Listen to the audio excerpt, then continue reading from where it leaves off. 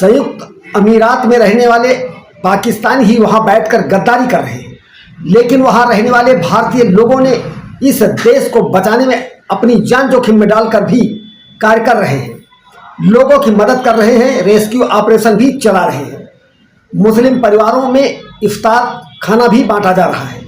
सैकड़ों भारतीय लोगों को अपना खून भी दे रहे हैं। अमीरात में भारतीय लोगों ने ब्लड डोनेट कैंप भी शुरू किए हैं। अरब अमीरात के राजदूत ने कहा कि भारतीय लोगों के साथ हम पूरी तरह से हैं। हमारे देश में वे अकेले नहीं हैं। अमीरात लीडरशिप भारतीय लोगों को अपना परिवार मानती है। प्रधानमंत्री मोदी ने हमारे लिए जो कुछ भी किया है वह काबिले तारीफ है। अमेरिका के राष्ट्रपति डोनाल्ड ट्रंप ने घोषणा की है कि अमेरिका में पिछले 50 वर्षों में पहली नई तेल रिफाइनरी खुलने जा रही है। इस ऐतिहासिक प्रोजेक्ट में भारत की कंपनी रिलायंस इंडस्ट्रीज लिमिटेड की बड़ी भूमिका होगी। रिलायंस के साथ 20 वर्षों के लिए करार हुआ है। नई रिफाइनरी अमेरिका के बाजार में ईंधन संबंधी जरूरतें पूरा करेगी, ऊर्जा उत्पादन को बढ़ावा देगी और राष्ट्रीय सुरक्षा को मजबूत करेगी।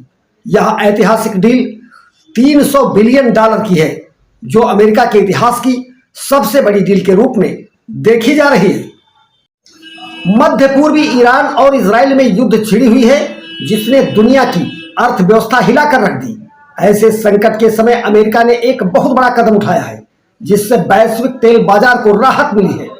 होर्मुज़ की खाड़ी जैसे संवेदनशील रास्ते से टैंकर को सुरक्षित निकालना किसी बड़ी जीत से कम नहीं है। ट्रंप के एक आदेश के बाद अमेरिकी नेवी के 5वें बेड़े ने खाड़ी में मोर्चा संभाल लिया है। ईरान नियंत्रण वाले इस रास्ते से तेल टैंकर सुरक्षित बाहर निकालना अब अमेरिका की बड़ी प्राथमिकता बन गई है। टैंकर सुरक्षित पार होने की खबर फैलते ही तेल की कीमतों में 15% तक की गिरावट दर्ज की गई है।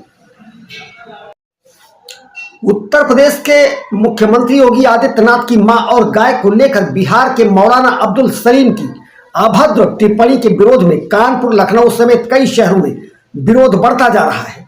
उत्तर प्रदेश लगभग मौलाना के खिलाफ 120 शिकायतें दर्ज हो चुकी हैं। मौलाना का अब जेल जाने का डर सताने लगा है।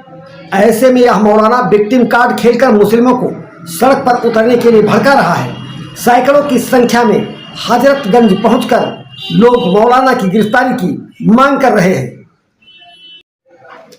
उत्तर प्रदेश के एटीएस ने एक बड़ी सफलता हासिल की है।